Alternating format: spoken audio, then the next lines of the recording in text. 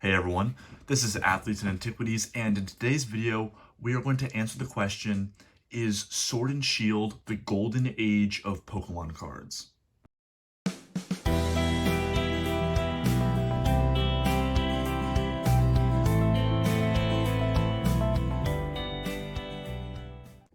So, I have a very big caveat to get out of the way.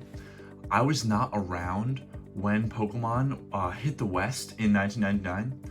I entered the hobby at the tail end of the EX era, so anything before like 2006 is not personal experience. I have many friends in the hobby who have discussed the original boom, so I'm using many of their words for anything up to that EX era.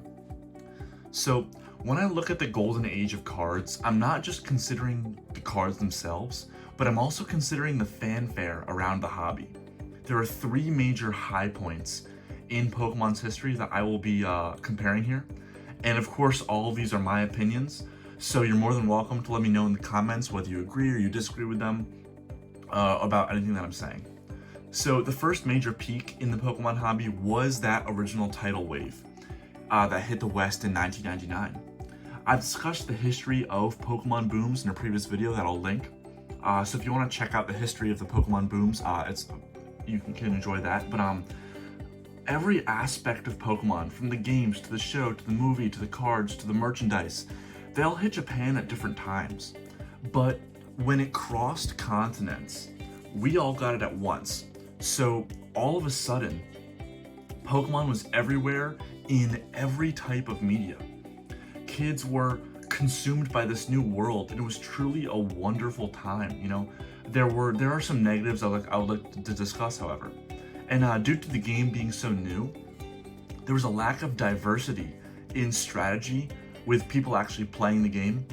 You know, it led to many tournaments having mirror matches in the finals because there were so few different strategies.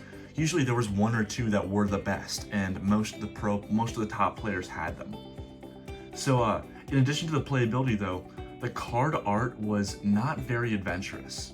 I don't want to make any enemies with that statement, so I want to assure you that I absolutely love WotC art, and I've collected a majority of my favorites. But the Pokemon Company is not to blame for these arts. These cards were the first time any of these characters had been depicted on cardboard. There were a few phenomenal arts, such as the Charizard here. It has such a menacing pose.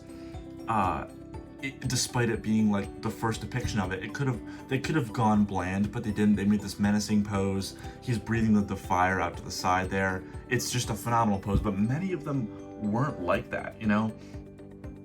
There were for many of the cards from like Base, Jungle, Fossil, it was just a depiction of the character, you know, just standing still against a plain background.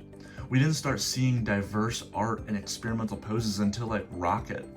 And even then, like, things didn't really pick up until the Neo sets.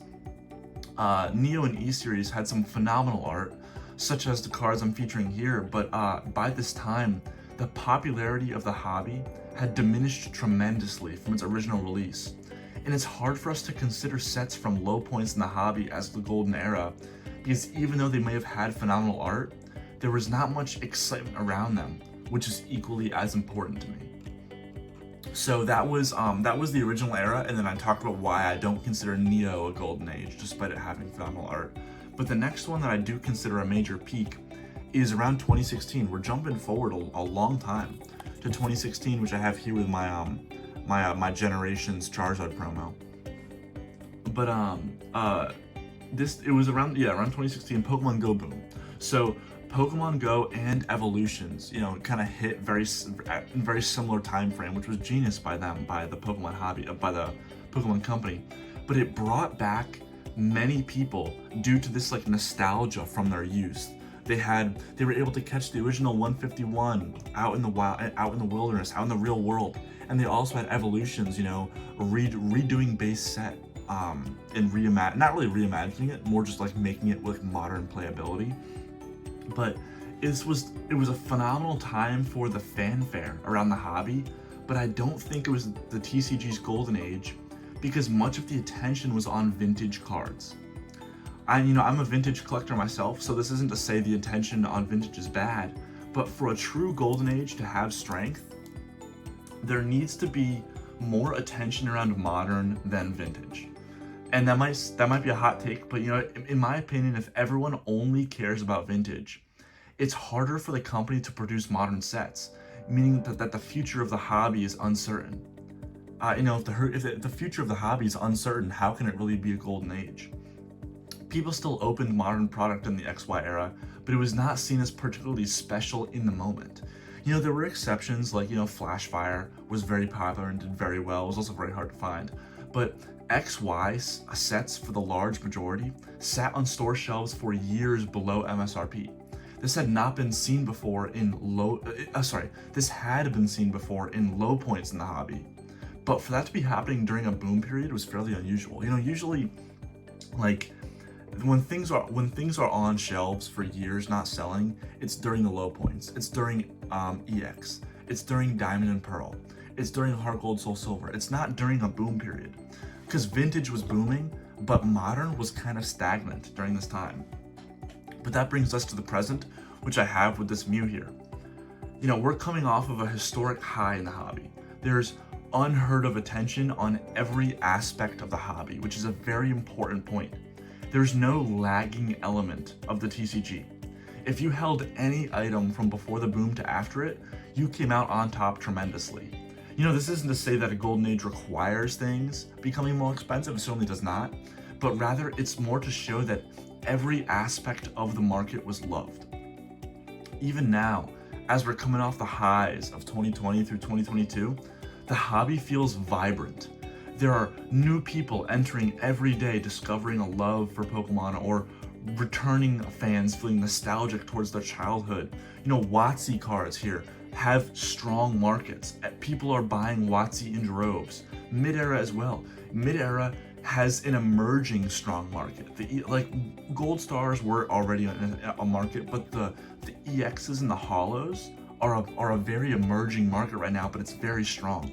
And even like the XY era, which I consider modern, is building its own market. And obviously Ultra Modern is going crazy. Alternate arts art has never been better. And obviously alternate arts are still the craze right now, like with Moonbreon and the Giratina and the Arceus Dialga-Palkia from V-Star Universe. They're all going crazy. But I think character rares are the best thing to happen to cards since full arts were introduced in black and white. I've been collecting them for every Japanese set, which is it's going very slowly, but they're so cheap, you can't go wrong. It's so much fun to pick up these $5-10 character rares that are beautiful. This Mew, what is it, 183? Yeah, 183 of V-Star Universe. This Mew might just be my favorite art of any ultra modern card. I still have favorites in the original era, the WotC era, and the EX era, because those eras are very important to me. But in terms of pretty much everything after that, I think this might be one of my favorite arts ever printed. This art is beautiful. If this art was an $150 alternate art V or alternate art V Max or whatever, I would still pay that price for this card. I'm just lucky that it's a $10 character rare, but just look at it. This card is phenomenal. I think I said in a previous video, but it gives off like a nativity scene kind of vibe for with Jesus in the manger.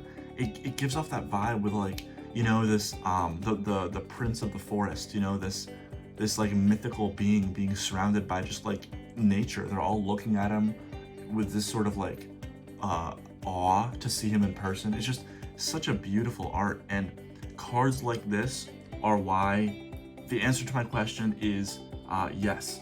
I think right now is the golden age of Pokemon, and I'm happy to say it, but there's no signs of it slowing down, as Scarlet and Violet are proving to have some amazing art and very solid inertia for them being so new. So that's all I have today. I hope you guys enjoyed this video. Let me know what you think. If you have any ideas for a video, let me know in the comments down below. I'll try and incorporate it into something. But yeah, have a good rest of your day, guys. See you later.